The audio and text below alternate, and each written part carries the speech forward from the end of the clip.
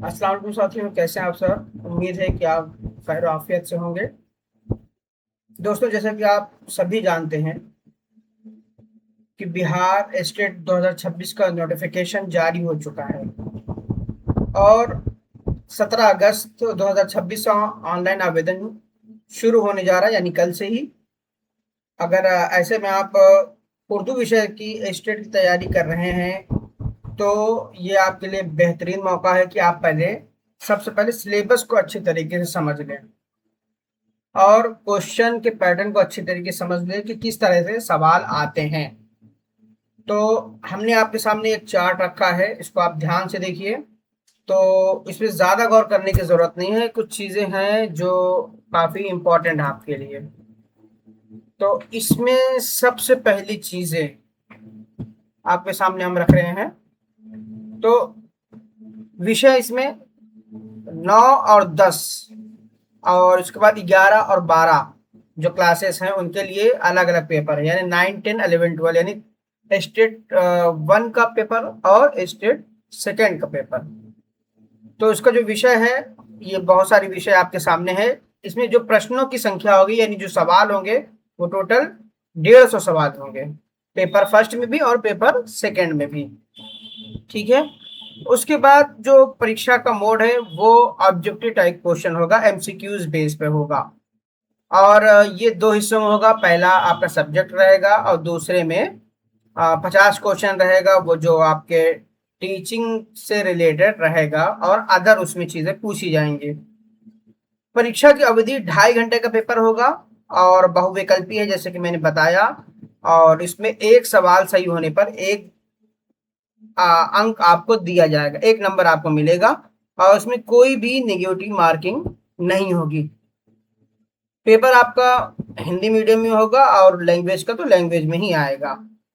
तो ये आपके सामने, मैंने आपके सामने एक तरीके से ये चीज़ें रख दी हैं जो आपके पेपर के लिए आसानी हो जाएगी, आपको सिलेबस समझने में आसानी होगी। ये बात ध्यान रखिएगा कि इसमें कोई भी नेगेटिव मार्किंग नहीं है, इसलिए 150 के 150 सवाल आपको करके आने हैं, कोई भी क्वेश्चन आपका छूटना नहीं चाहिए। दूसरी चीज, सिलेबस के बारे में। तो हम आइए इसके सिलेबस को देखते हैं।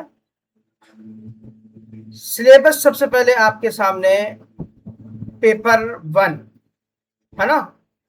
तो स्टेट का जो पेपर फर्स्ट है वो आपके सामने रख देते हैं। इसमें जो आपका उर्दू का है 9, 10, 11, 12 पेपर फर्स्ट। अच्छा, एक चीज और है, मैं सोचा कि आपके सामने वाज़ेह कर दूं इस चीज को। एक 9, 10 का हो गया पेपर आपके सामने और 11, 12 का हो गया। अब इसको सामने इसलिए रख रहे हैं कि ज्यादा फर्क इन दोनों में नहीं है। बस आप ये समझिएगा कि 9, 10 का जो क्वेश्चन बेस होगा वो थोड़ा आसान होगा और 11, 12 का थोड़ा मुश्किल होगा। देखिए, सिलेबस दोनों का तकरीबन सेम है कि नहीं।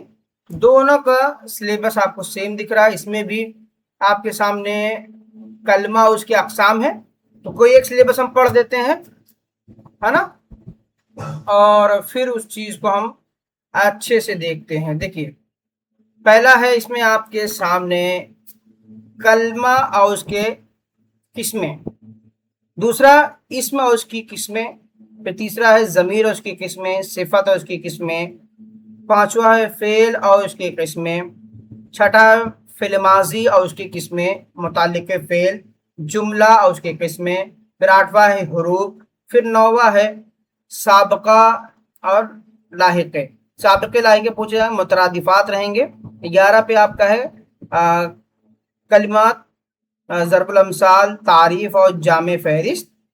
एराब की फ़र्क से माना का फ़र्क, यानी एराब के बारे में हमें पढ़ना है। अजदाद देखना है इसमें, यानी ज़िद जिसे हम कहते हैं, जिसे को हम हिंदी में विलोम शब्द कहते हैं।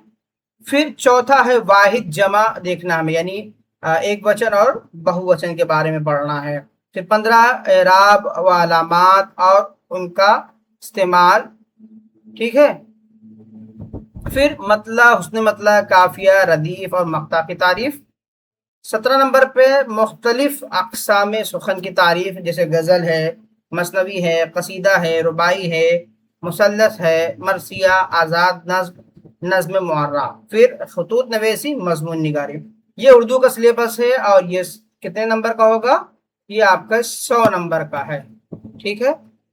फिर आपका ये 50 नंबर नीचे दिया गया है यूनिट 2 से, आर्ट और टीचिंग और अदर स्किल्स। तो ये कितने नंबर का होगा? ये आपके 50 नंबर का होगा। ठीक है। हाँ, ये दोनों सिलेबस जो है आपके सामने 9, 10, 11, 12 दोनों के लिए है। लेकिन जो सवाल का जो दायरा होगा 9, 10 में थोड़ा सा आसान रहेगा, 11, 12 में मुश्किल रहेगा। ठीक है। ये चीजें आपको देखिए, ये आपके सामने सिलेबस है। इसके अलावा अगर आपको अच्छे नंबर ले आने हैं तो एनसीईआरटी की जो बुक्स हैं, यानी 9, 10, 11, 12, और उन चीज़ों को आप अच्छे से अगर पढ़ेंगे तो इंशाल्लाह आप ज़रूर कामयाब होंगे। और कम से कम मुझे उम्मीद है 150 में से 100 प्लस नंबर लाने की कोशिश ज़रूर करेंगे। तो ये हो गया। फिर से मैं आपके सामने दोनों सिलेबस रख देता हूँ, आप गौर कीजिए और देखिए कि दोनों में फ़र्क कुछ है कि नहीं है ना। देखो, दोनों में कोई फर्क नहीं है, दोनों वही चीजें हैं। तो अब लग जाइए तैयारी में इंशाल्लाह। हम भी तैयारी कराएंगे इसको। और आपको कहीं भी बहुत ज्यादा इधर भागने की जरूरत नहीं है। किताबों को पढ़िए, मेरे वीडियो से फायदा उठाइए।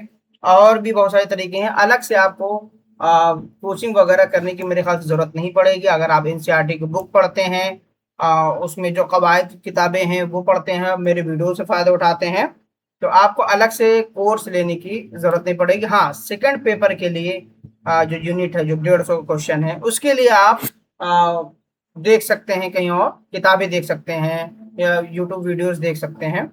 तो ये आपके लिए अहम चीजें थी जिसको रख दिया है। 17 तारीख से यानी कल से फॉर्म अप्लाई हो रहे हैं और जल्द इसका एग्जाम भी होने वाला है। फिर आपके सामने TRE 4 जो मेन एग्जाम है, जो आपको जॉब लेनी है, सरकारी महकमे में आपको जाना है, वो TRE 4 आपके सामने आएगा। अगर इसकी तैयारी यहीं से आप कर रहे हैं मजबूती के साथ, तो आगे आपके लिए बहुत ही आसान हो जाएगा।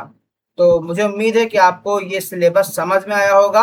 अब हम तैयारी के साथ आएंगे और सबसे पहली चीज कलमा, उसकी किस्में के बारे में पढ़ेंगे और सवाल और जवाब करेंगे, जैसा कि क्वेश्चन पूछा जाएगा MCQs के फॉर्म में। ठीक है। तो यहीं पर हम अब अलविदा लेते हैं, आपसे मिलते हैं अब अगली वीडियो में। तब तक के लिए बहुत बहुत शुक्रिया।